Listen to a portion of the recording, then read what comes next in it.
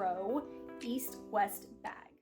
This is the Rose East-West bag style. This was pre-loved, so you can see there's already some scratches. It's a very soft, smooth leather, which is going to show scratches. As you can see, it does already have some.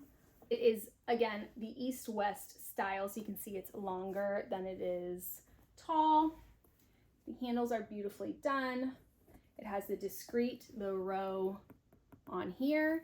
There is no feet, it's a flat bottom. And then the zipper is silver and it's kind of inset here. If you open it up, it is leather lined, the same exact leather, a nice large compartment. Now there is a zip pocket on the back here. On the front, it is divided into one big leather pocket and one smaller leather pocket. So really well organized. It's a very spacious bag. Now this would be easily holding all of your daily essentials. I'd have no problem fitting everything in here that I would need for the day.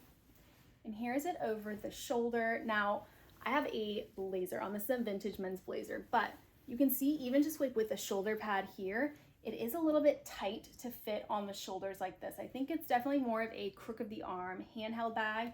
You can get it on the shoulder, but it's just a little bit tight, so something to keep in mind. It really reminds me of vintage styles. This kind of style bag has been around a long time. It always kind of goes in and out of fashion. I always think of Prada when I think of this style bag. Some of the older like bowling style bags and a lot of these East-West styles I just remember Prada doing. If I find some amazing pre-loved vintage bags similar to this style, I will put it down in the description box like I always do, along with this bag. If I can find it new and pre-loved, I will put it down in the description. Yeah, it's definitely a pricier, the Row bag. So sometimes with the Row, their pricing structure is a little bit confusing. So this bag, for example, it is a lot smaller and there's a little bit less detail to it, but the retail price is much less than something like this. Same with the Park Tote. Here's the Row Park Tote. Now this is a pebbled leather versus the smooth. I personally love the pebbled leather. For pebbled leather and compared to other bags, I find that the Rose is very soft, supple, beautiful. And I think that that bag is really well priced for what it is. I rave about the Row Park Tote all the time. I'll link my review videos of that bag down in the description box for you guys. That'll all be there. But yeah, sometimes I feel like for certain bags of the Row, not to say the quality isn't beautiful, it's beautiful leather, beautifully well made, and there's obviously more details that cost more money on certain bags, but I do feel like the price is kind of like interesting the way they structure it.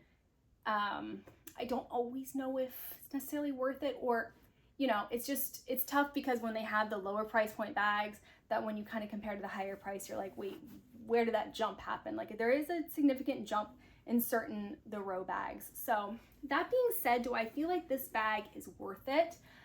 In my personal opinion, I don't feel like it's worth it, only because it's so delicate. It's gonna scratch, and you know, over time, yeah, that's gonna smooth out, and like when it's vintage, it'll be fine. But for me personally, I don't want to feel like I'm babying a bag, especially something like this where it's meant for like more daytime use. It's not really an evening bag. I do feel like it's more of a daytime bag, but functionally it doesn't fit very comfortably on the shoulder, which is a con for me for a daytime bag. It does fit a lot, but I don't feel like I would necessarily carry this for an evening, so it's limiting on the ways I would use it.